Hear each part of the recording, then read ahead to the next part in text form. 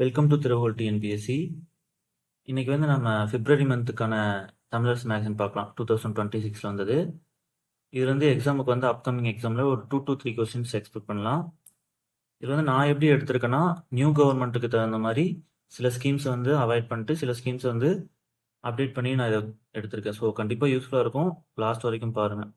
அதே மாதிரி லாஸ்ட்டில் வந்து ரீசெண்டாக கொடுத்த அவார்ட்ஸு லிஸ்ட்டு அண்ட் அதுக்கான ஷார்ட்கட்ஸ் மாதிரி லைட்டாக சொல்லியிருக்கேன். ஸோ லாஸ்ட் வரைக்கும் பாருங்கள். ஸோ நார்மலாக வந்து ஜனவரி தான் ஸ்டார்ட் பண்ணணும். ஏங்க வந்து தமிழர்ஸ் பிப்ரவரி வந்து ஸ்டார்ட் பண்ணுறோன்னா, தமிழர்ஸ் மேகசினை பொறுத்தளவு அதுக்கு முந்தின மந்த் வந்து இருக்கிற டேட்டாவை தான் இப்போ கொடுத்துருப்பாங்க. ஃபார் எக்ஸாம்பிள் பிப்ரவரினா ஜனவரி மந்த்துக்கான டேட்டா தான் இருக்கும். ஸோ நம்ம ஜனவரிலேருந்து கரண்ட் அஃபேர்ஸ் அப்டேட் பண்ணிக்கிட்டா ரொம்ப யூஸ்ஃபுல்லாக இருக்குன்ட்டு பிப்ரவரிலேருந்து எடுத்திருக்கோம். ஓகேவா? அதாவது இப்போ நம்ம பார்க்க போகிறது மெயினாக ஜனவரிக்கான டேட்டா. ஓகே, ஃபஸ்ட்டு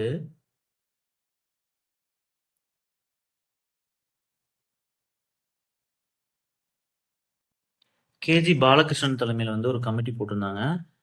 எதுக்காகனா எஸ்சியிலிருந்து கிறிஸ்டின் ஆர் முஸ்லீம் மதம் மாறியவர்களுக்கு வந்து அந்த எஸ்சி ஸ்டேட்டஸ் வந்து கண்டினியூ ஆகுமா, இல்லை வந்து அதை ஸ்டாப் பண்ணிக்கலாமா? ஓகேவா? ஸோ அதுக்கான ஒரு கமிட்டி தான் வந்து கேஜி பாலகிருஷ்ணன் கமிட்டி. இவர் வந்து யாருன்னா ஃபஸ்ட்டு தலித் சிஜேன்னு சொல்லுவாங்க. ஓகேவா? 2007 வந்து ஃபஸ்ட்டு தலித் சிஜேஎம் அப்பாயிண்ட் ஆகிருப்பார். இது வந்து ஸ்கூல் புக்லேயே கொடுத்துருப்பாங்க.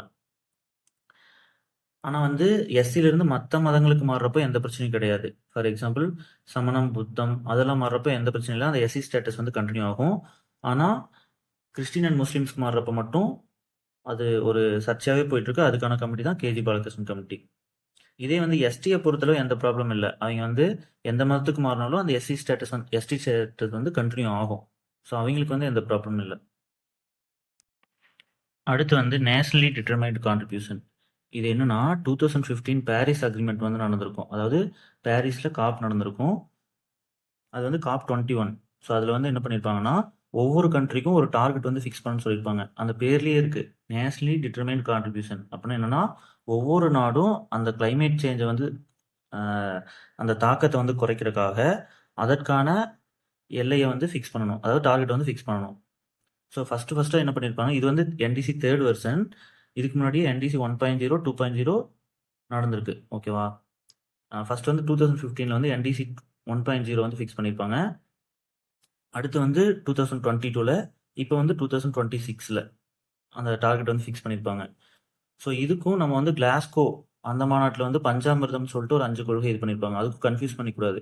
அது வேற இது வேற. அதில் வந்து 5 இருக்கும். ஒரே ஒரு டைம் தான் ஃபிக்ஸ் பண்ணாங்க. இது வந்து 3 இது. ஆனால் 5 இயர்ஸ் ஒன்ஸ் வந்து அப்டேட் பண்ணிகிட்டே இருப்பாங்க. ஓகேவா? ஃபஸ்ட்டாக 2015 பாரிஸ் அக்ரிமெண்ட் அந்த காப் மாநாட்டில் வந்து பண்ணியிருப்பாங்க. அடுத்து வந்து 2022, இப்போ வந்து 2026. அதே மாதிரி டார்கெட் இயர் வந்து பார்த்துட்டிங்கன்னா, ஃபஸ்ட்டுக்கு வந்து இதுதான் அந்த டேபிள். ஃபஸ்ட்டுக்கு வந்து பார்த்துட்டிங்கன்னா 2015 ஸ்டார்ட் பண்ணியிருப்பாங்க. செகண்ட் 2022, இப்போ ரீசெண்டாக வந்தது 2026. ஃபஸ்ட்டுக்கும் செகண்டுக்கும் டார்கெட் இயர் வந்து சேம் தான், 2030 இருந்துச்சு. இப்போ ரீசெண்டாக வந்ததுக்கு வந்து 2031 தான் ஸ்டார்ட் ஆகுது, 2035 வரைக்கும். ஓகேவா? ஸோ இப்போ ஸ்டார்ட் பண்ணது இப்போயே ஸ்டார்ட் பண்ணிட்டாங்க. ஆனால் அதனோட டார்கெட் இயர்ஸ் வந்து 2031 35 வரைக்கும். ஸோ அதுக்கான அந்த இது கேட்பாங்க, டார்கெட்ஸ் என்னன்ட்டு. பழைய இதை ரொம்ப தேவையில்லை. இப்போ புதுசாக வந்தது மட்டும் நல்லா படிச்சுக்கலாம். ஓகேவா? ஸோ 3 இது மெயினாக இருக்கும். ஒன்று வந்து எமிஷன் இன்டென்சிட்டி வந்து 47% வந்து குறைக்கணும். அதே மாதிரி நான் ஃபாசில் ஃபியூவல்ஸ், புதைப்படிவமற்ற எரிபொருள்னு சொல்லுவாங்க, அது வந்து 60% வந்து இன்ஸ்டால் பண்ணணும். அதாவது நான் ஃபாசில் ஃபியூவலால் உருவாகிற எனர்ஜி வந்து 60% வந்து இன்ஸ்டால்டு கெப்பாசிட்டி வந்து இன்க்ரீஸ் பண்ணணும்னு சொல்லியிருக்காங்க. அதுக்கப்புறம் வந்து கார்பன் சிங்க் வந்து 3.5 to 4 பில்லியன் டன்னாக குறைக்கணும். இதான் வந்து இதனோட டார்கெட்ஸு. இது எல்லாமே இந்தியாவுக்கான டார்கெட்ஸு. ஓகேவா? ஒவ்வொரு நாடும் அதுக்கான டார்கெட்டை ஃபிக்ஸ் பண்ணணும்னு பார்த்தோம். அதில் இந்தியா வந்து இந்த 3 டார்கெட் ஃபிக்ஸ் பண்ணியிருக்கு 2026. அதுக்கான டார்கெட் இயர்ஸ் வந்து 2031 36 வரைக்கும். அடுத்து வந்து எம்எம்ஆர். எம்எம்ஆரை பொறுத்தளவுக்கு எப்பவுமே தமிழ்நாடு வந்து செகண்ட் ரேங்க்ல இருக்கும், கேரளா வந்து ஃபர்ஸ்ட்ல இருக்கும். ஓகேவா? இதுதான் நார்மலாக இருக்கும். இப்போதைக்கு இதுதான். ஐஎம்ஆர்லையும் இதே ஸ்டேட்டஸ் தான். இதில் வந்து முக்கியமாக ஒரு டேட்டா கொடுத்துருந்தாங்க. என்னன்னா, எம்எம்ஆருங்கிறது வந்து நம்மளுக்கு தெரியும் 1 lakh தாய்மார்களுக்கும் அந்த இறக்குற விகிதம் தான் வந்து எம்எம்ஆர். அதே ஐஎம்ஆர்னா 1000 குழந்தைகளுக்கு வரும். இது வந்து அந்த பிரசவத்திலேருந்து 42 நாளுக்குள்ள தான் அது கால்குலேட் பண்ணுவாங்களாம். அந்த டேட்டா குடுத்துருந்தாங்க. ஸோ அது கொஞ்சம் பார்த்துக்கங்க. நெக்ஸ்ட் வந்து இன்ஃப்ராஸ்ட்ரக்சர் பேஸ்டு முக்கியமான திட்டங்கள் 2 எப்பவுமே படிக்கிறது தான். எஸ்சி, எஸ்டிக்கு. எஸ்சிக்கு வந்து அயோத்திதாச பண்டிதர்னு அந்த திட்டம். தொல்குடி திட்டம் வந்து எஸ்டிக்கு. இதெல்லாம் பழைய கவர்மெண்ட்டோட ஸ்கீம் நம்ம படிக்கணுமானா, நம்ம ஒரு சில ஸ்கீம்ஸ் வந்து காமனா கன்டின்யூ ஆகும். அதெல்லாம் நம்ம படிச்சுக்கணும். அது சார்ந்து தான் இந்த ஸ்கீம்ஸ்லாம் குடுத்துருக்கு. நியூ கவர்மெண்ட்டுக்கான ஸ்கீம்ஸ் வந்து தனியா ஒரு வீடியோல ஒரு டாப் 10 ஸ்கீம்ஸ் வந்து போட்டிருக்கு. ஸோ அது பார்க்காதீங்க. கண்டிப்பா பாருங்க. அதுலேருந்து ஒரு 2 to 3 கொஸ்டின் எக்ஸ்பெக்ட் பண்ணலாம். இதுல வந்து எல்லாம் கம்பைன் பண்ணி குடுத்துருக்கு. ஓல்டு கவர்மெண்ட்ல இருக்கிற முக்கியமான schemes plus new updates. Okay. Next Nannilam திட்டம்னா வந்து எஸ்சி உமனுக்கு வந்து லேண்ட் வாங்குறதுக்காக மானியம் குடுப்பாங்க. இது வந்து 50% ஆர் 5 லேக். எது வந்து கம்மியோ அது வந்து குடுப்பாங்க. இதுக்கு வந்து இன்கம் லிமிட் இருக்கு. 3 லேக்குக்கு கம்மியா இருக்கணும். அதை செயல்படுத்துற அமைப்பு வந்து தாட்கோ. அதான் வந்து நோடல் ஏஜென்சியா இருக்கு. தாட்கோ வந்து 1974ல ஸ்டார்ட் பண்ணியிருப்பாங்க. இவங்க வந்து எஸ்சி, எஸ்டிக்கு மெயினா வந்து அந்த திட்டங்களை செயல்படுத்துறதுலாம் இவங்களோட முக்கியமான ஒர்க்கா இருக்கும். அடுத்து இப்போ ரீசெண்டா வந்து குஜராத்ல வந்து 3rd ராக்கெட் லான்ச் பேட் வந்து செயல்படுத்துறதா சொல்லியிருந்தாங்க. ஸோ இது சார்ந்து பார்க்குறப்ப நம்ம ஃபர்ஸ்ட்டா ஸ்ரீஹரிகோட்டா, சதீஷ் தவான்ல இருக்கிற ஸ்ரீஹரிகோட்டால இருக்கிற சதீஷ் தவான் அந்த விண்வெளி மையத்துல வந்து ஃபர்ஸ்டா லான்ச் பண்ணியிருப்பாங்க. அடுத்து செகண்ட் வந்து தூத்துக்குடியில் இருக்கிற குலசேகரப்பட்டினம் அதில் வந்து சொல்லியிருந்தாங்க. இப்போ ஆல்மோஸ்ட் அந்த வேலை முடிஞ்சுது. இப்போ தேர்டா வந்து ஒன்று அனௌன்ஸ் பண்ணியிருக்காங்க குஜராத்தில். ஸோ சதீஷ் தவானை பொறுத்தளவு மெயின் வந்து அங்கே பெரிய லெவலில் பண்ணுறதுக்கு தான் அதை மெயினாக வச்சுருக்காங்க. For example PSLV, GSLV, LVM-3 இந்த மாதிரி பெரிய லெவலில் வந்து லான்ச் பண்ணுறதுக்காக யூஸ் பண்ண போகிறாங்க. அடுத்து குலசேகரப்பட்டினத்தை பொறுத்தளவு SSLV ஸ்மால் ஸ்கேலில் வந்து அந்த லான்ச்சிங் வெஹிக்கிளை வந்து இது பண்ணுறதுக்காக இது. SSLVக்கு ஃபுல் ஃபார்ம் என்ன? Small satellite launch vehicle. ஓகேவா? இதில் வந்து குலசேகரப்பட்டினத்தில் ராக்கெட் லான்ச்சிங் ஸ்டேஷன் வந்து வரதுக்கான மெயின் அட்வான்டேஜ் வந்து கொடுத்துருக்கு. என்னன்னா நார்மலாக வந்து ஆந்திராவில் இருக்கிற அந்த ஸ்ரீஹரிகோட்டா சதீஷ் தவான் விண்வெளி மையத்திலேருந்து ஏவரப்ப என்ன ஆகும்னா, அந்த ராக்கெட் வந்து ஸ்ரீலங்கா வழியாக போகக்கூடாது. எப்பவுமே ஒரு ராக்கெட் வந்து ஒரு நாட்டை வந்து தாண்டி போகக்கூடாது. ஏன்னா அது எதுவும் டேமேஜ் ஆகிறப்போ அந்த நாட்டு மக்களுக்கு வந்து பாதிப்பு வரக்கூடாதுன்னு அது போகக்கூடாதுன்னு சொல்றதுக்காக என்ன பண்ணியிருப்பாங்கன்னா, இப்போ ஸ்ரீஹரிகோட்டாலேருந்து வந்து சுற்றி போயிட்டு கடல் வழியாக தான் போகும். ஸோ அதனால என்ன ஆகும்னா, அதிகமான ஃபியூல் வந்து எடுத்துக்கும். இதனால பர்ஃபார்மன்ஸ் வந்து கம்மியாகும். ஏன்னா நம்ம மேலே வந்து அந்த போலார் சுத்துறது, அங்கே போய் அதிகமான ஃபியூல் இருந்துச்சுன்னா நிறைய வந்து எக்ஸ்ப்ளோர் பண்ண முடியும். ஸோ அதுக்கு தான் ஃபியூல் மெயினாக தேவை. இந்த மாதிரி போகிறப்ப ஸ்டார்டிங்லேயே அதிக ஃபியூல் எடுத்துக்கும். ஸோ அதுக்காக என்ன பண்ணுறாங்கன்னா, குலசேகரப்பட்டினத்தில் ஏவுன என்ன அட்வான்டேஜ்னா, டைரெக்டாக வந்து அது வந்து போக ஆரம்பிச்சிடும். ஸ்ரீலங்காவெல்லாம் சுற்றி போக தேவையில்லை. ஸோ இது பெரிய அட்வான்டேஜ் குலசேகரப்பட்டினத்தில் வருது. இந்த மாதிரி ஸ்ரீலங்காவை சுற்றி போகிறதுக்கு வந்து அந்த டாக்லெக் மேன்யூவர்னு சொல்லியிருப்பாங்க. அந்த டேர்ம் சும்மா ஞாபகம் வச்சுங்க. மெயின்ஸ்லாம் யூஸ் பண்ணிக்கலாம். அதுக்கப்புறம் இன்னொன்று, நார்மலாக ராக்கெட் வந்து எப்பவுமே பார்த்துட்டிங்கன்னா நிலநடுக்கோட்டு ஈக்குவேட்டர் கிட்ட தான் வந்து ஏவுவாங்க. ஃபார் எக்ஸாம்பிள் இப்போ தமிழ்நாடு, ஆந்திரா இந்த மாதிரி. அதுக்கான காரணம் வந்து முக்கியமாக என்னென்னா, பூமி எப்பவுமே போலார் அதாவது துருவ பகுதியை விட நிலநடுக்கோட்டு பகுதி ஈக்குவேட்டர் சைடு வந்து அதிகமான சுழற்சி வேகம் இருக்கும். ஓகேவா? ஸோ அப்போ என்னன்னா, நம்ம குறைந்த அளவுக்கு லைட்டாக புஷ் பண்ணாலே போதும். அது வேகமாக போயிடும். இதனாலேயே ஃபியூவல் மிச்சமாகும். ஓகேவா? ஸோ 2 அட்வான்டேஜ் இருக்கு குலசேகரப்பட்டினத்தில் ஏவுறது. ஒன்று வந்து இந்த டாக்லெக் அந்த மேன்யூவர் அந்த இதை வந்து நம்ம அவாய்ட் பண்ணிக்கலாம். டைரெக்டாக வந்து போயிடும். ஸோ இதனால் வந்து நமக்கு ஃபியூவல் வந்து மிச்சமாகும். அதே மாதிரி இது நிலநடுக்கோட்டுக்கு பக்கத்தில் இருக்குது. ஸோ அப்போ சுழற்சி வேகம் வந்து அதிகமாக இருக்கும். ஸோ அப்போ நம்ம கம்மியான எனர்ஜி கொடுத்தாவே போதும். அது ஈஸியாக வந்து நம்ம வந்து தேவையான இடத்த வந்து அச்சீவ் பண்ண முடியும். இது சார்ந்து பார்க்குறப்போ ரீசெண்டா வந்து அந்த தூத்துக்குடியில வந்து விண்வெளி பூங்கா வந்து உருவாக்கியிருந்தாங்க. அத கொஞ்சம் பார்த்துக்கலாம். அடுத்து வந்து NIRF. இது என்னன்னா national institutional ranking framework. India லெவல்ல வந்து காலேஜஸ்க்கு வந்து ரேங்கிங் குடுப்பாங்க. அதுதான் NIRF. இப்போ கூட தமிழ்நாடு வந்து ரீசெண்டா தமிழ்நாடு லெவல்ல இது வந்து உருவாக்கிட்டு இருக்காங்க. ஸோ இது வந்து ப்ரீவியஸ் இயர் கொஸ்டின்ல கேட்டிருந்தாங்க. அதில வந்து என்ன கேட்டிருந்தாங்கன்னா, தமிழ்நாடு வந்து டாப் 100 லெவல்னு கேட்டு 18 குடுத்துருந்தாங்க லாஸ்ட் இயரு. இந்த வருஷம் 17 இருக்கு. ஸோ அது பார்த்துக்கலாம். எப்பவுமே IIT சென்னை தான் இதில் ஃபர்ஸ்ட்ல இருக்கும். அதே QS இண்டெக்ஸ்னு ஒன்று விடுவாங்க வேர்ல்டு லெவலில். அதில் வந்து இந்தியாவிலேருந்து புதுடெல்லி வந்து எப்பவுமே அது டாப் இருக்கும். ஸோ அதுவும் பார்த்துக்கலாம். அடுத்து வந்து இம்பார்ட்டன்ட் மிஷன்ஸு. இது வந்து லைனாக ஞாபகம் வச்சுக்கலாம். 2003, 4, 5ல 3லேயும் 3 மிஷன் வந்திருக்கும். சாரி 2023, 24, 25 3லேயுமே 3 மிஷன் வந்திருக்கும். 2023 பொறுத்தளவு இது நம்ம அடிக்கடி பார்த்தது தான். ஐநா சபை யுனைடெட் நேஷன் வந்து அனௌன்ஸ் பண்ணியிருப்பாங்க. மில்லட் மிஷன் சொல்லிட்டு. இதே இந்தியா அனௌன்ஸ் பண்ணது வந்து 2018. அது ப்ரீவியஸ் கொஸ்டினில் கேட்டிருக்காங்க. நெக்ஸ்ட் வந்து எடிபிள் ஆயில் எண்ணெய் வித்துக்களுக்கு வந்து 2024.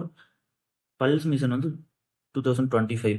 இதுக்கான டார்கெட் இயர் வந்து 2025-26லேருந்து 2030-31 வரைக்கும் வரும். பல்ஸ் மிஷன் அதாவது பருப்பு மிஷன் சொல்லுவாங்க. வந்து நமக்கு நாமே திட்டம்.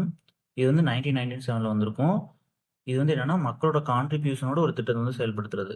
இது வந்து ஜென்ரலாக வந்து மக்கள் வந்து 1/3 வந்து பங்கு போடுவாங்க. மீதி 2/3 வந்து கவர்மெண்ட் பார்த்துக்கும். இதே வந்து எஸ்சி எஸ்டி பகுதினா மக்கள் வந்து 1/5 அதாவது ஒரு 20% கொடுத்தா போதும். மீதி 80% கவர்மெண்ட்டே பார்த்துக்கும். அடுத்து எக்ஸ்போர்ட்டை பொறுத்தளவு நம்ம எலக்ட்ரானிக்ஸ் எக்ஸ்போர்ட்ல வந்து டாப்ல இருக்கும். 41.23% வச்சிருக்கோம் இந்தியா லெவலுக்கு. அமௌண்ட்ல வந்து $14.65 பில்லியன். அடுத்து வந்து அத்திக்கடவு அவிநாசி திட்டம். இது வந்து 2 டைம்ஸ் வந்து ப்ரீவியஸ் கொஸ்டின் ஆல்ரெடி கேட்டிருக்காங்க. இது மெயினாக வந்து காளிங்கராயன் டேமில் வந்து உபரி நீர் இருக்கும். அதை வந்து எடுத்துகிட்டு போய் அத்திக்கடவு அந்த பிளேஸ்க்கு வந்து அது வரைக்கும் கொண்டு போகிறது. இது எது வழியாக போகுதுன்னா மெயினாக 3 டிஸ்ட்ரிக்ட் வந்து கிராஸ் பண்ணி போகும். ஈரோடு, திருப்பூர், கோவை. இது வந்து மெயினாக நிலத்தடி நீர், அதுக்கப்புறம் குடிநீர் இந்த வசதிக்காக தான் அதை வந்து எடுத்துகிட்டு போகிறாங்க. அதே மாதிரி இது வந்து 1000+ அந்த பாண்ட்ஸு அதாவது குளங்கள் எல்லாத்தையும் வந்து ஃபில் பண்ணும். ஸோ இது ரொம்ப முக்கியமான திட்டம். நெக்ஸ்ட் 12th பாயிண்ட் வந்து டெல்டா அண்ட் நான் டெல்டா டிஸ்ட்ரிக்ட். இது வந்து இப்போ கூட குறுவை சாகுபடிக்காக தமிழ்நாடு கவர்மெண்ட் வந்து அந்த மானியம் வந்து அனௌன்ஸ் பண்ணியிருந்தாங்க. ஸோ அது சார்ந்து பார்க்குறப்ப தமிழ்நாட்டில் எவ்வளோ வந்து டெல்டா எவ்வளோ நான் டெல்டான்னு பார்த்துங்க. டெல்டானா அந்த காவிரி ரிவர் அந்த ரிவர் ஒட்டி இருக்கிற டிஸ்ட்ரிக்டெல்லாம் டெல்டா டிஸ்ட்ரிக்ட்னு சொல்லுவாங்க. ஸோ மொத்தம் அது 9 இருக்குது. நான் டெல்டா வந்து 29 இருக்குது. ஸோ மொத்தமாக 38. அடுத்து டுகாங் கன்சர்வேஷன் சென்டர், கடல் பசுன்னு சொல்லுவாங்க. இதுக்கான சென்டர்னு கேட்டால் மனோராவில் இருக்குது, தஞ்சாவூர். 2024 வந்திருக்கும். அதே ரிசர்வ்னு கேட்டால் பாக் வளைகுடா, பே ஆஃப் பாக்னு சொல்லுவாங்க, அங்கே இருக்குது. அது வந்து 2022. ஸோ இது ரெண்டையும் கன்ஃபியூஸ் பண்ணிக்கூடாது. அதே மாதிரி டுகாங் வந்து ஐயூசிஎனோட ரெட் லிஸ்ட்டில் வந்து வல்னரபிள் இருக்கும், அதுவும் பார்த்துக்குங்க. நெக்ஸ்ட் வந்து டாப்ஸு, தமிழ்நாடு அசூர்டு பென்ஷன் ஸ்கீம். இது வந்து புதுசாக வந்து ஓய்வூதிய திட்டம்னு அனௌன்ஸ் பண்ணியிருந்தாங்க. அதாவது மக்கள் வந்து கவர்மெண்ட் ஸ்டாஃப்கிட்ட வந்து பணத்தை 10% வாங்கிட்டு எண்டில் வந்து 60 இயர்ஸ்க்கு மேலே ஓய்வூதியமாக கொடுக்குறது. ஸோ இது வந்து Jan 1, 2026 வந்து நடைமுறைப்படுத்தினாங்க. இது என்ன 50% லாஸ்ட்டாக வாங்குற சம்பளத்தில் 50% வந்து அவங்களுக்கு வந்து ஓய்வூதியமாக கொடுக்க ஆரம்பிப்பாங்க. அதே குடும்ப ஓய்வூதியம் சப்போஸ் அந்த ஓய்வூதியம் வாங்குறவங்க வந்து இறந்துட்டாங்கன்னா அவங்க வாங்கின ஓய்வூதியத்திலேருந்து 60% வந்து அவங்களோட குடும்பத்துக்கு வந்து கொடுப்பாங்க. அதே மாதிரி கருணை தொகைன்னு சொல்லிட்டு அந்த அவங்க வந்து ரிட்டையர் ஆகிறப்போ கொடுப்பாங்க. ஸோ அது வந்து மேக்ஸிமம் 25 lakh வரைக்கும் அது கொடுப்பாங்க அவங்களோட எக்ஸ்பீரியன்ஸை பொறுத்து. இதே வந்து சென்ட்ரல் கவர்மெண்ட் வந்து லாஸ்ட் இயர் வந்து யூபிஎஸ் வந்து கொண்டு வந்தாங்க, யூனிஃபைடு பென்ஷன் ஸ்கீமு. அது வந்து 2025 ஏப்ரல் 1 வந்து நடைமுறைக்கு வந்துச்சு. நம்மளுக்கு வந்து Jan 1, 2026. அது வந்து April 1, 2025. ரெண்டும் நல்லா பார்த்துக்கேன். இதுக்கு முன்னாடி தமிழ்நாடு ஃபாலோ பண்ண திட்டம் பேர் சிபிஎஸ்ன்னு சொல்லுவாங்க, கான்ட்ரிபியூட்டட் பென்ஷன் ஸ்கீம். அதனோட இயர் வந்து 2003. ஸோ அது முக்கியம் பார்த்துக்குங்க. நெக்ஸ்ட் வந்து விபிஜி ராம்ஜி. இது நம்ம நிறைய டைம் பார்த்துருக்கோம். எம்ஜி நரேகாவுக்கு பதிலாக இப்போ July 1, 2026 வந்து இந்த ஸ்கீம் வந்து கொண்டு வந்தாங்க. Viksit Bharat guaranteed Rozgar and Ajeevika mission Gramin. இது வந்து மெயினாக என்ன சேஞ்ச் பண்ணியிருக்காங்கன்னா, இதுக்கு முன்னாடி வந்து டிமாண்ட் பேஸ்டாக இருக்கும். அதாவது மக்கள் என்ன ஒர்க் கேட்குறாங்களோ அதை கொடுப்பாங்க. இனிமேல் சப்ளை ட்ரிவனாக கொண்டு வந்திருக்காங்க. அவங்க என்ன கொடுக்குறாங்களோ அந்த ஒர்க் தான் பண்ணணும்.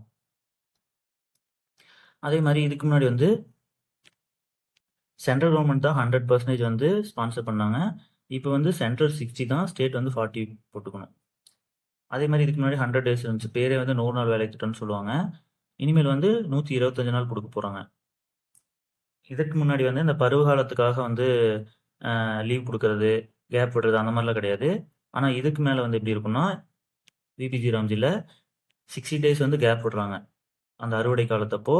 ஸோ இதன் மூலிமா அந்த விவசாயத்துக்கு வந்து ஆள் தட்டுப்பாடு ஏற்படாது வேலை செய்யறதுக்கு. அதே மாதிரி இன்னொன்று என்னென்னா, எம்ஜி நரேகாவில் வந்து பர்டிகுலராக எந்த ஒரு செக்டார்ஸும் கிடையாது, அதாவது டார்கெட்ஸ் கிடையாது. இதில் வந்து 4 கீ ஏரியாஸ் வந்து இருக்குது விபிஜி ராம்ஜியில். அடுத்து தமிழ்நாட்டோட ஆக்சுவலி 3 இண்டெக்ஸ் கொடுத்துருக்கேன், முக்கியமாக கேட்குறக்கு வாய்ப்பு இருக்குது. ஃபர்ஸ்ட் வந்து சோஷியல் ப்ராக்ரஸிவ் இண்டெக்ஸு. இதில் வந்து தமிழ்நாடு வந்து 6th ரேங்க்கில் இருக்குது. இதை ரிலீஸ் பண்ணுறது யாருன்னா எக்கனாமிக் அட்வைசரி கவுன்சில். எப்பவுமே ஒரு இண்டெக்ஸ்னால் யார் ரிலீஸ் பண்ணுறாங்க, என்ன ரேங்க்கு, தமிழ்நாட்டோட ரேங்க் மெயினாக பார்த்துக்கணும். அடுத்து வந்து எக்ஸ்போர்ட் ப்ரிப்பேர்னஸ் இண்டெக்ஸ். இது வந்து நிதி ஆயோக் வந்து ரிலீஸ் பண்ணுறாங்க. லாஸ்ட் இயர் வந்து நம்ம ஃபர்ஸ்ட்ல இருந்தோம், இப்போ வந்து செகண்ட் பிளேஸில் இருக்கும். ஃபர்ஸ்ட் பிளேஸில் யார் இருக்காங்கன்னா மகாராஷ்டிரா. அடுத்து வந்து ஃபிஸ்கல் ஹெல்த் இண்டெக்ஸு. இது எப்படின்னா நம்ம எவ்வளோ வந்து கடன் வாங்கியிருக்கோம் அதை பொறுத்தா இருக்கும். ஸோ தமிழ்நாடு வந்து அதிகமாக வாங்கியிருக்காங்க. பட் ஆனால் என்ன ஒரு கான்ட்ரவர்சி போகுதுன்னா, கடன் வாங்குறது வந்து மெயினாக டெவலப்பிங்காக தான் நம்ம டெவலப் ஆகிருக்கோம். ஸோ அதை வச்சு கால்குலேட் பண்ணாமல் ஜஸ்ட்டு கடன் வாங்கினது மட்டும் வச்சு கால்குலேட் பண்ணாங்க கான்ட்ரவர்சி இருக்குது. ஸோ ஒடிசா வந்து கம்மியாக கடன் வாங்கினங்காட்டி அவங்க வந்து எப்பவுமே டாப்பில் இருக்காங்க. போன வருஷம் சரி, இந்த வருஷம் சரி, ஒடிசா வந்து டாப் பிளேஸில் தான் இருக்காங்க. தமிழ்நாடு வந்து போன வருஷம் 11th பிளேஸில் இருந்துச்சு, இந்த வருஷம் 13th இருக்குது. இதை ரிலீஸ் பண்ணுறதும் நிதி ஆயோக் தான். ஸ்டேட் ஹெல்த் இண்டெக்ஸ் ஒன்று இருக்கும், அதுவும் நிதி ஆயோக் தான். அடுத்து வறுமை கோட்டுக்கு கீழ் வந்து எவ்வளோ பர்சன்ட் இருக்காங்கன்னா, தமிழ்நாட்டை பொறுத்தளவு 1.43, சம்டைம்ஸ் 2.2 கொடுப்பாங்க. ஓகேவா? அடுத்து வந்து இந்தியா வந்து 11.12%.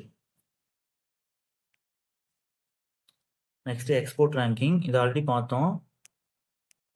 மின்னணு ஏற்றுமதி, அதாவது எலக்ட்ரானிக் எக்ஸ்போர்ட்டில் வந்து நம்ம ஃபர்ஸ்ட்டில் இருக்கோம். தோல் காலனி அந்த இதுலேயும் நம்ம தான் டாப்பில் இருக்கோம், லெதரு, ஃபுட்வேர்லாம். அதே மாதிரி இன்ஜினியரிங் எக்ஸ்போர்ட், பொறியியல் சார்ந்த ஏற்றுமதியில் வந்து நம்ம செகண்ட் பிளேஸில் இருக்கோம். இதெல்லாமே எக்கனாமிக் சர்வேல இருந்த டேட்டா. இதுவும் ரொம்ப முக்கியம். அக்ரி ப்ரொடக்ஷன், இதுக்கு ஒரு ஷார்ட்கட் மாதிரி கேனின்னு வச்சுருக்கேன். கேனின்னு என்னன்னா, கேனா கேழ்வரகு, கரும்பு, ஈனா எண்ணெய் வித்துக்கள், எண்ணெய்னா நிலக்கடலை. நெக்ஸ்ட்டு டூரிசம் பொறுத்தளவு தமிழ்நாடு வந்து செகண்ட் பிளேஸில் இருக்காங்க. டொமஸ்டிக், அதாவது இந்தியாவுக்குள்ளே அங்கே போகிற இடத்த பொறுத்து டூரிசம் வந்து செகண்ட் பிளேஸில் இருக்காங்க. இதுக்கான முக்கியமான செயல்படுத்தும் அமைப்பு எதுனா DTDC, Tamil Nadu tourism development corporation, 1971 வந்திருக்கும். டூரிசம் டே நிறைய டைம் கேட்டிருக்காங்க. Jan 25 வந்து இந்தியா லெவலுக்கு, அதே வந்து இன்டர்நேஷ்னல் லெவலுக்கு வந்து September 27. இது எப்படி ஷார்ட்கட்னா, இந்தியாவுக்கு பொறுத்தளவு Jan 25ல ஓட்டர்ஸ் டே.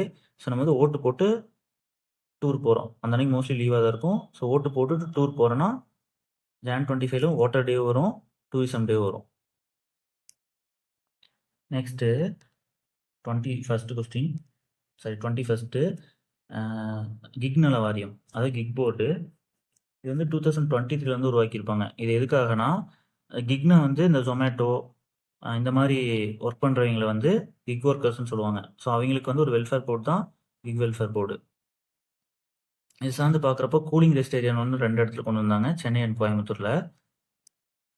இது சார்ந்து பார்க்குறப்ப ஆரஞ்சு எக்கனாமிங்கிற ஒரு டேர்ம் வந்து நம்ம ரீகால் பண்ணிக்கலாம். அது எதுக்காக மெயினா human creativity, skill, intellectual property. So இது மாதிரியெல்லாம் வர்றது, என்டர்டெயின்மெண்ட்டு, டிஜிட்டல் மீடியா, இந்த ஏவிஜிசின்னு சொல்லுவாங்களே, animation, visual effects, video games, comics, இந்த மாதிரி இது சார்ந்த எக்கனாமி தான் ஆரஞ்சு எக்கனாமின்னு சொல்லுவாங்க. ஸோ இந்த டேர்ம் இப்போ நிறையா யூஸ் பண்ணுறாங்க. ஸோ மெயின்ஸ்லாம் யூஸ் பண்ணிக்கலாம். அடுத்து ஸ்டார் 3.0 ரெஜிஸ்ட்ரேஷன் டிபார்ட்மெண்ட்டில் தமிழ்நாடு கவர்மெண்ட் ஃபாலோ பண்ணுற ஒரு சாஃப்ட்வேர் தான் ஸ்டாரு. ஸோ இப்போ வந்து 3.0 வரைக்கும் வந்திருக்கு. இது வந்து அண்டர் ஸ்பிரிண்ட் 1 அப்படின்னு ஒரு செயல் திட்டம் இருக்கும், அது கீழே இது வந்து செயல்படுது. Next 23 HPV virus. இதுக்கான தடுப்பூசி வந்து என்னன்னா ஹியூமன் பாப்புலோமா வைரஸ் தடுப்பூசின்னு தான் சொல்லுவாங்க. ஓகேவா? ஸோ இது எதுக்காகனா செர்விக்கல் கேன்சர் வந்து கருப்பை வாய் புற்றுநோயை குணப்படுத்துறதுக்காக, சரி ஃபஸ்ட்டு ஸ்டார்டிங்லேயே அது தடுக்கிறதுக்காக தடுப்பூசி வந்து போடுறது. இது மெயினாக 9 வயதுலேருந்து 14 வயது வரைக்கும் இருக்கிற பெண் குழந்தைகளுக்கு வந்து போடுவாங்க. அந்த ஏஜில் தான் வந்து இது நல்லா ஆக்டிவாக வந்து அதை ஸ்டாப் பண்ணும். ஸோ 9 to 14 வந்து பெஸ்ட் ஏஜாக சொல்கிறாங்க.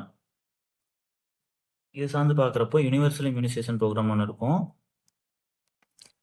அது எப்போ வந்திருக்குன்னா 1985 வந்திருக்கும். இது வந்து மெயினாக 11 வகையான தடுப்பூசி கொடுக்கும், 12 வகையான நோய்களுக்கு. அதில் வந்து 11 வகையான நோய்கள் வந்து நேஷ்னல் லெவலில் இருக்கும். ஒன்று மட்டும் ஒரு பர்டிகுலர் பகுதியில் மட்டும் செயல்படுத்துவாங்க. ஜப்பானிய மூளைக்காய்ச்சல்னு சொல்லுவாங்க, ஜாப்பனீஸ் இன்செப்டிஸ். நெக்ஸ்ட் இந்திய எதிர்ப்பு. இது வந்து 1938ல வந்து மெயினா ஃபர்ஸ்ட்டா ஸ்டார்ட் பண்ணியிருப்பாங்க. அதுல வந்து தாளமுத்து நடராஜன் அவைங்க 2 பேருமே இறந்திருப்பாங்க. மொழிப்போர் தியாகிகள் அவைங்கலாம் 1939ல. மொழிப்போர் தியாகிகள் தினம்னு ஒண்ணு இருக்கும். தமிழ் மொழிப்போர் தியாகிகள்ன்ட்டு ஜான் 25 தான் அதுவும். அது எப்பன்னா 1965 ஜான் 25ல வந்து ஒரு மொழிக்கு எதிரா போராடி நெறைய பேர் வந்து இறந்திருப்பாங்க. ஸோ அது நினைவா தான் ஜான் 25 வந்து தமிழ்நாடு மொழிப்போர் தியாகிகள் தினம் வந்து நம்ம கொண்டாடுறோம். ஐ மீன் அனுசரிக்கிறோம். அடுத்து உலக மகளிர் உச்சி மாநாடு. இப்ப ரீசென்ட்டா 2026ல ஜான் 27ல வந்து இத நடத்தியிருந்தாங்க சென்னையில. இதுல வந்து தமிழ்நாடு அந்த விசேஃப் திட்டத்த வந்து அறிமுகப்படுத்தியிருந்தாங்க. ஆல்ரெடி வந்திருக்கும். பட் இன்ட்ரோடியூஸ் பண்ணது இங்க பண்ணியிருப்பாங்க. இதனோட டார்கெட் இயர் வந்து 2024லேருந்து 29 வரைக்கும். விசேஃப்னா வந்து Tamil Nadu women employment and safety scheme. ஓகேவா? ஸோ இது வந்து வேர்ல்டு பேங்க் தான் செயல்படுத்துறாங்க. ஸோ ரொம்ப முக்கியமான திட்டம் பார்த்துக்கங்க. ஸோ கண்டிப்பா இந்த 25 பாயிண்ட்டும் நல்லா ஸ்ட்ராங் ஆனீங்கன்னா ஒரு 2 to 3 கொஸ்டின் கண்டிப்பா ரிஃப்ளெக்ட் ஆக வாய்ப்பு இருக்கு. டைரக்டாவோ, இன்டைரக்டாவோ. ஸோ நல்லா யூஸ் பண்ணிக்கங்க. நெக்ஸ்ட் வந்து அவார்ட்ஸு.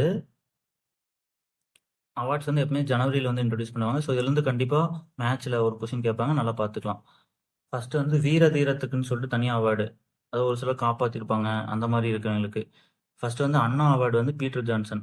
இவர் வந்து 2 குழந்தைகள வந்து நீர்ல மூழ்குற சிச்சுவேஷன்ல வந்து இவர் காப்பாத்திருப்பாரு. ஆனா இவரு இறந்திருப்பாரு. ஸோ அதுக்காக குடுத்துருப்பாங்க. அடுத்து கோட்டை அமீர் வந்து கலீமுல்லா. அவருக்கு நாராயணசாமி நாயுடு அவார்டு வந்து வீரமணிக்கு. சிறந்த காவல் நிலையம் வந்து மதுரை. மதுரை வந்து எப்பவுமே அந்த வீரம் அப்படிலாம் சொல்லுவாங்க. ஸோ அதனால நம்ம மதுரைய வந்து சிறந்த காவல் நிலையத்துக்கு வச்சுக்கலாம். மெயினா ஜெயஹிந்தபுரம் போலீஸ் ஸ்டேஷனுக்கு. அடுத்து வந்து திருவள்ளுவர் நாள் அன்னைக்கு ஒரு அவார்ட் குடுப்பாங்க. ஸோ அது வந்து என்னன்னா, ஃபர்ஸ்ட் பெரியார் அவார்ட் அருள்மொழிக்கு. இது எப்படி ஞாபகம் வச்சுக்கலாம்னா, பெரியார் வந்து மொழி சீர்திருத்தம் பண்ணியிருப்பாரு. மெயினா வந்து அந்த பகுத்தறிவு இதில தான் பண்ணியிருப்பாரு. அதை எப்ப செயல்படுத்துவான்னு கேட்பாங்க. எம்ஜிஆர் பீரியட்ல 1978ல செயல்படுத்தியிருப்பாங்க. ஸோ அதையும் பார்த்துக்கங்க. அடுத்து அண்ணா அவார்டு வந்து துரைமுருகன். இது வந்து இந்த டிஎம்கே சார்ந்து குடுத்திருந்தாங்க. அதை வச்சு ஞாபகம் வச்சுங்க. காமராஜர் வந்து நல்ல இதயம் உடையவர். ஸோ இதயதுல்லா அவருக்கு. நெக்ஸ்ட் பாரதியார், பாரதிதாசன். இது கொஞ்சம் கன்ஃப்யூஸ் ஆகும். பாரதின்னு ஒருத்தங்களுக்கு வந்து குடுத்துருப்பாங்க யுகபாரதிக்கு. ஸோ அது வந்து பாரதியார் வரக்கூடாது. பாரதிதாசனுக்கு தான் வரும். அத கொஞ்சம் நிக்க வச்சுட்டு, பாரதியாருக்கு யாருன்னா நெல்லை ஜெயந்தா. ஓகேவா? ஜெயந்தான்னு சொல்லுவாங்க. ஆனா நீங்க நெல்லை ஜெயந்தான்னு படிச்சீங்கன்னா பாரதியாருக்கு ஈஸியா நின்றும். அடுத்து திருவிக அவார்டு வந்து இறையன்பு குடுத்துருக்காங்க. அவர் முன்னாள் அந்த தலைமை செக்ரட்டரியா இருந்தாரு. ஸோ அத வச்சு ஞாபகம் வச்சுக்கலாம். விஸ்வநாதம்னா செல்லப்பா. விசுவாசமா இருந்தா செல்லுன்னு சொல்லிட்டு அனுப்பிச்சு வச்சுருவாங்க. ஸோ அத வச்சு ஞாபகம் வச்சுக்கலாம். அடுத்து கலைஞர் வந்து விடுதலை விரும்பி. கலைஞர் வந்து பொறுத்தளவு நெறையா தமிழ் விடுதலைக்காக போராடியிருப்பாரு. ஸோ அத வச்சு ஞாபகம் வச்சுக்கலாம். இது சார்ந்து 1974ல வந்து மாநில சுயாட்சி தீர்மானம் ஒண்ணு கொண்டு வந்திருப்பாங்க. ஸ்டேட் அட்டானமி ரெசல்யூஷன் 1974ல கருணாநிதி அவர் பீரியட்ல வந்து கொண்டு வந்திருப்பாங்க. இது மெயினா வந்து அந்த 1969ல ராஜமன்னார் கமிட்டியோட ரெக்கமெண்டேஷன வந்து அக்செப்ட் பண்ணதுக்கப்புறம் இந்த ரெசல்யூஷன் கொண்டு வந்திருப்பாங்க. மாநில சுயாட்சி தீர்மானம், ஸ்டேட் ரெசல்யூஷன்.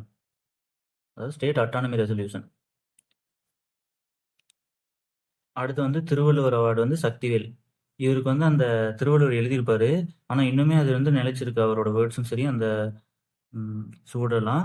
ஸோ அதனால அத வச்சு நம்ம அவரு சக்திவேல். அவர் அந்த எழுதின அச்சாணிய வந்து வேல் மாரி வச்சுக்கலாம். சக்தியான வேல் அப்படின்னு சொல்லிட்டு. அடுத்து லாஸ்ட்டா வந்து இலக்கிய மாமணி அவார்ட். இது வந்து 3 விதமா குடுப்பாங்க. மரபுத்தமிழ், ஆய்வுத்தமிழ், படைப்புத்தமிழ்னு சொல்லிட்டு. மரபுனா பழமையான இலக்கியங்கள் குடுக்குறது. ஸோ இது எப்படி ஞாபகம் வச்சுக்கலாம்னா, ராமன். அதான் ஷார்ட்கட்டு. ராணா ராமலிங்கம், மானா மகேந்திரன், என்னா நரேந்திரன். ஓகேவா? ராமலிங்கம், மகேந்திரன், நரேந்திரன். இல்ல இன்னொரு விதமா வைக்கணும்னா, ஃபர்ஸ்ட் ஓல்டஸ்ட் நேமா இருக்கும் மரபுல. ராமலிங்கம்னு சொல்லிட்டு. ஆய்வுனா இப்ப ரீசென்ட்டா யூஸ் பண்றது மகேந்திரன். இன்னும் ஃபியூச்சர்ல வந்து நரேந்திரன். கொஞ்சம் ட்ரெண்டா அப்படின்னு பேர் ஞாபகம் வச்சுக்கலாம். அவ்வளோதான். ஸோ இதில மேக்ஸிமம் எல்லா ஸ்கீம்ஸும் ஒரு ரிவிஷன் மாரி எல்லாத்தையுமே இன்க்ளூட் பண்ணி சொல்லியிருக்கேன். ஸோ கண்டிப்பா இது வந்து ரிவிஷன் பர்ப்பஸ்க்கு ரொம்ப யூஸ்ஃபுல்லா இருக்கும். இந்த வீடியோ வந்து கடைசி வரைக்கும் பார்த்துட்டு உங்களுக்கு உண்மையா புடிச்சிருந்தா கண்டிப்பா லைக் பண்ணுங்க. உங்களுக்கு சப்போஸ் ஏதாச்சு நெக்ஸ்ட் வீடியோ வேணும், ஆர் இதில ஏதோ நெகட்டிவா இருந்தாலும் கமெண்ட்ஸ்லயோ இல்ல மெசேஜ்லயோ சொல்லுங்க. நாங்க கண்டிப்பா அத சரி பண்றோம். பட் வீடியோ யூஸ்ஃபுல்லா இருந்தா கண்டிப்பா உங்களோட பெஸ்ட் சப்போர்ட் குடுங்க. அதுதான் வந்து நெக்ஸ்ட் லெவல்ல இன்னும் பெஸ்ட் வீடியோ குடுக்குறது வந்து எங்களுக்கு மோட்டிவேஷனா இருக்கும். லைக் பண்ணுங்க. இப்போ புதுசா பார்த்தா கண்டிப்பா சப்ஸ்கிரைப் பண்ணி வச்சு உங்க ஃப்ரெண்ட்ஸ்க்கும் முடிஞ்சால் சஜஸ்ட் பண்ணுங்கள், யூஸ்ஃபுல்லாக இருந்தால் மட்டும். ஸோ இன்னும் நிறையா அடுத்தடுத்த மந்த்துக்கான தமிழர்ஸ் மேகசின், அதுக்கப்புறம் மந்த்லி இதெல்லாம் பிளானில் இருக்குது. கிடைக்கிற டைமில் மேக்ஸிமம் உங்களுக்கு கொடுக்குறதுக்கு ட்ரை பண்ணுறோம். பட் உங்களோட சப்போர்ட்டும் ரொம்ப மோட்டிவேஷனுக்காக ரொம்ப தேவை. ஸோ எதாக இருந்தாலும் கமெண்ட்லேயும் உங்களோட சஜஷன்ஸ் கொடுங்க. ஸோ அதை வச்சு நாங்கள் எதோன்னு நெக்ஸ்ட் லெவலில் வந்து வீடியோஸ் வந்து போட ட்ரை பண்ணுறோம். ஸோ லாஸ்ட் வரைக்கும் நீங்கள் பார்த்துருக்கீங்க. ஸோ ரொம்ப நன்றி. Thank you so much.